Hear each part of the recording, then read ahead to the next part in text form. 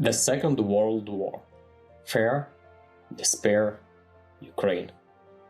From the first days and even hours of their rule in the occupied territories, the Nazis carried out mass shootings of the civilian population. Innocent people, among whom there were many children and teenagers. There was no one to protect them.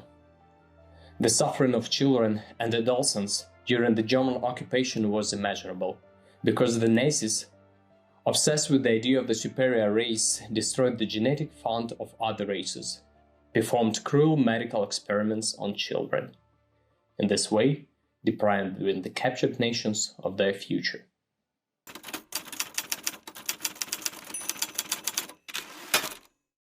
The enemy broke into the city. Cherkasy was covered by a long and dark night of Nazi occupation. The Germans began their bloody massacre of the inhabitants of a small district town. A gallows was hastily erected at the intersection of Shevchenko and Komsomolska streets, and in the morning, Cherkasy residents were horrified to discover the bodies of 3 hanged citizens. During the entire time of occupation, many people were shot, hanged and brutally tortured on suspicion of underground work and connection with partisans. Cherkasy residents, Jews, communists, activists, children and pregnant women, the new government didn't spare anyone. Almost every morning on the fences and houses one could read the directions and orders of the government. Those guilty of hiding Jews and communicating with partisans will be shot on the spot without trial. All educational institutions in the city stopped their work.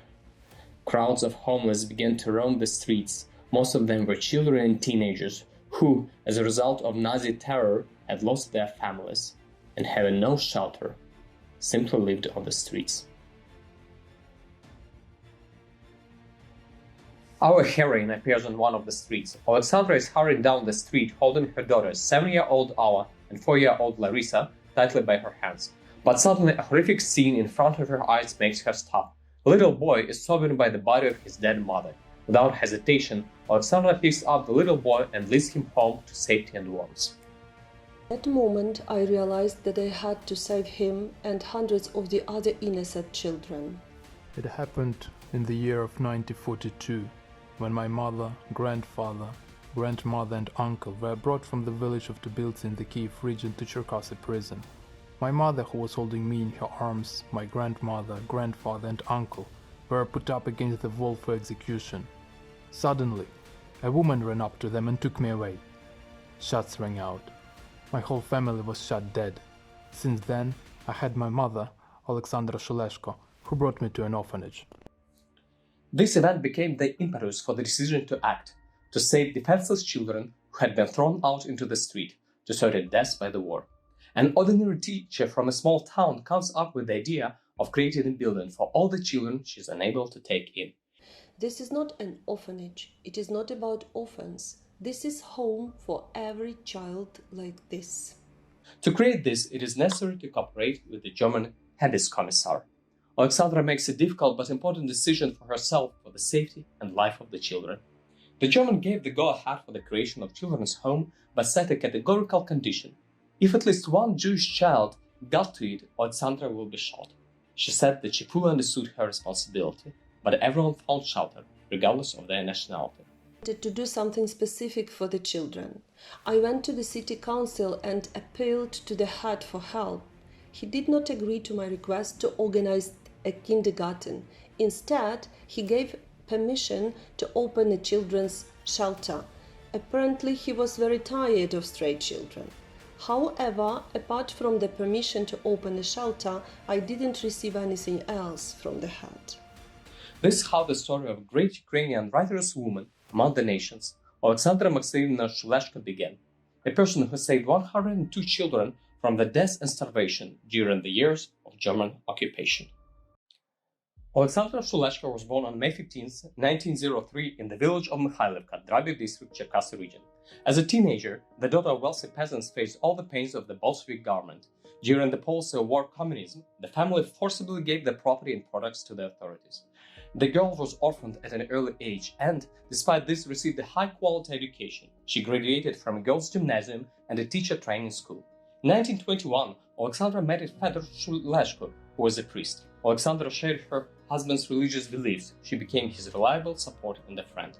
For the second time, Oleksandra felt what the power of the Bolsheviks was like when in 1937, Fedor was thrown into a Soviet concentration camp Gudab on trumped-up changes. It was from the time she was stigmatized as a wife of the enemy of the people, which was practically equivalent to a death sentence. Pregnant with her third child, 34 years old Oleksandra found herself on the streets of Cherkasy, desperately trying to survive, ready to take on any job. An acquaintance of the director of Cherkasy Kindergarten No. 4, who took her to work as a teacher, came to the rescue. But very soon World War II began, which caught Oleksandra in Cherkasy. Her only son, Vadim, who had barely turned 18, went to the front as a volunteer, and she herself, not being able to evacuate with her two small children, was forced to stay in the city. Саме на цій території був дитячий садок, який ще існував перед війною, і в якому Олександра Максимівна створила цей дитячий притулок. It became known in the city about the opening of the shelter, and an announcement was also placed in the local newspaper that it accepted orphans and homeless children. There were more and more children. They increased especially after large mass executions of Jews. She was not promised any help from the new government, and she didn't count on it. Children began to appear. They were either brought or sent. What shall I do? She asked for help from a kindergarten teachers and a cook, who she had previously worked with. Both women agreed, although the agreement considered no one being paid, and they would always have to work a lot without shifts. Oleksandra Maximyevna knew that for hiding Jews and Gypsies or helping them, the German authorities announced executions, but this didn't stop her or her assistants. Risking not only her own life, but also the lives of the young daughters, she took a risk and the behest of the mother's heart. Jewish children in the shelter were registered as Ukrainians, Greeks, Armenians, and Tatars, depending on their appearances, and were registered under fictitious names and surnames. Of course, this was a huge risk, because there was no guarantee that one of the children would not accidentally tell someone that that child was a Jewish child. But not once during all the years of the fascist occupation did any of her pupils speak up or reveal the secrets. The shelter organized a farm on a small plot of land. All the pupils worked on 1 day a week at Schwarz Cannery, earning food. Everyone studied, attended extra classes, clubs. On the days of church holidays, Oleksandra Shulezhko, together with her pupils, arranged demonstrations visits to the local Orthodox church. For the team of workers, the main task was to save the children. It was necessary not only to feed and clothe them, but also to unite the entire children's team, to make them understand that we are living in terrible times, that they are all in the same situations, all orphans, brothers, and should live together, work and study as brothers. As precious relics, Oleksandra and later her daughters kept children's embroidered napkins and samples of the educational embroideries and laces presented by the children of the orphanage to their named mother. But danger was always nearby. The real enemy of the orphanage was Rudnyov, chief of Cherkasy police. He was mostly interested in the Jewish question and constantly arranged inspections. But thanks to her courage, ingenuity, and knowledge of the German language, Oleksandra managed to mislead the German occupation administration and the police over and over again. When an outsider entered the children's shelter, some children were hidden. Once the police came for a Jewish boy. The children and adults said that there had been one like that, but he ran away. Once, when Oleksandra and her children were returning from their bathhouse, they were stopped by the police led by Rudnyov. He ordered several boys to be brought to his commander's office, and they seemed to him similar to Jews. And then Oleksandra took a desperate step. She appealed directly to the customs commissioner with a complaint against Rudnyov for his groundless harassment. Both the gendarmerie and the police were subordinate to the resident commissar. It was a deadly step. She was working on the razor edge, but the risk paid off. Oleksandra was able to convince the habits commissar that there were never any Jewish children in the orphanage. She managed to find the most sensitive strings in the commissioner's heart. It turned out that he himself was an orphan.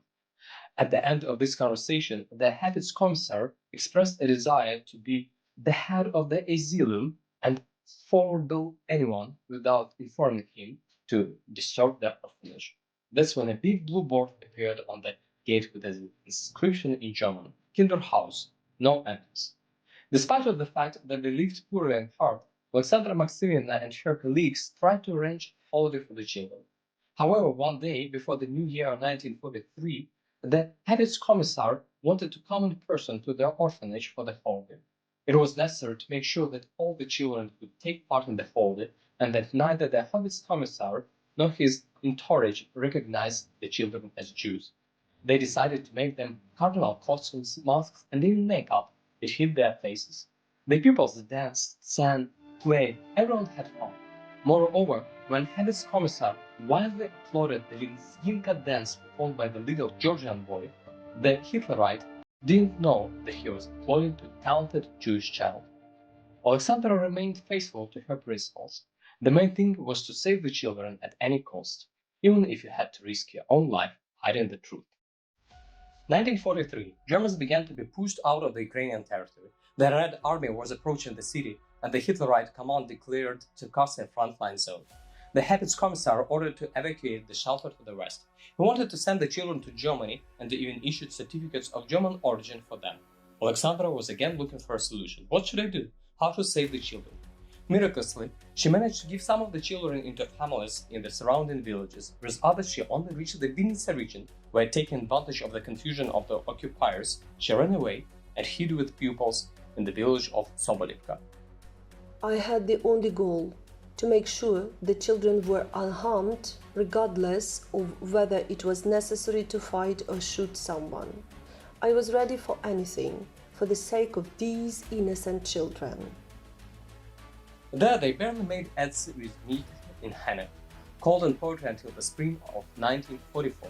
Immediately after a long-awaited liberation, Oleksandra, together with her children, began to prepare to return to her native Cherkasy. She even managed to get an added meat and a separate carriage. That's how they got home in early May 1944, sometimes by train, sometimes by subway. During the years of Nazi occupation, Oleksandra Maximyevna and her colleagues saved all their children. They had not lost anyone.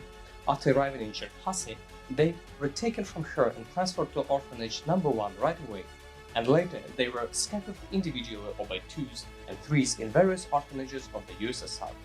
At the time, Oleksandra Maximyevna was not even allowed to say goodbye to her children. We were met by an official representative of the authorities near the train. Вона була дуже здивована і заскочена, але він, поки діти не вийшли, він нічого не пояснював. А коли мама каже: «Це ж мої діти, що ви зі мною робите?» А він каже: «Ні, це не ваші діти». I thought it was the end. I thought that I would never see these children again, that as soon as I left, they would be shot or tortured. My thoughts are a prison for me. Until 1968, Oleksandra Shulezhko was suspected of cooperation with fascists. However, she was lucky enough to get the job at a hospital. After this horror, Oleksandra decided to continue volunteering, namely she was a donor for 23 years, donated 150 liters of blood, and was twice awarded the title of honorary donor. After retiring in 1963, Oleksandra Shulezhko moved to live with her daughter Larisa in the city of Kiev. In the period of the decline of the USSR and the restoration of the values of freedom and justice, in 1988 she was awarded the Order of the Patriotic War II degree. 2 days before her death, Oleksandra was awarded the honorary title of the Righteous One of Ukraine by Cherkasy Jewish community. On February 24, 1994, on the last day of her life, her daughter Larisa showed her mother the diploma and read the words written that her feat would not be forgotten by the people. Oleksandra didn't believe it and said, "Give me a mirror." Look into it, she said, "so I'm not the last person," from the memories of Larisa Shulezhko. In July 1996, she was posthumously awarded the medal and diploma of the Writers Among the Nations of the International Jewish Organization of Victims of Fascism. Her name is also listed in the Wall of Memory in the Alley of the Writers Among the Nations. All her life, Oleksandra Shulezhko received letters from the grateful pupils. It was the 2 Jewish children she had saved that earned her the designation of the righteous one of the world in Israel. This was done by Erlen Baranovsky and Volodymyr Pinkusovich, who always called her mother. In our city of Cherkasy, they only recently started paying tribute to Oleksandra. A documentary dedicated to her, Oleksandra Shulezhko, The Fate of the Writeress, and the book In Memory of the Glorious Countrywoman were released.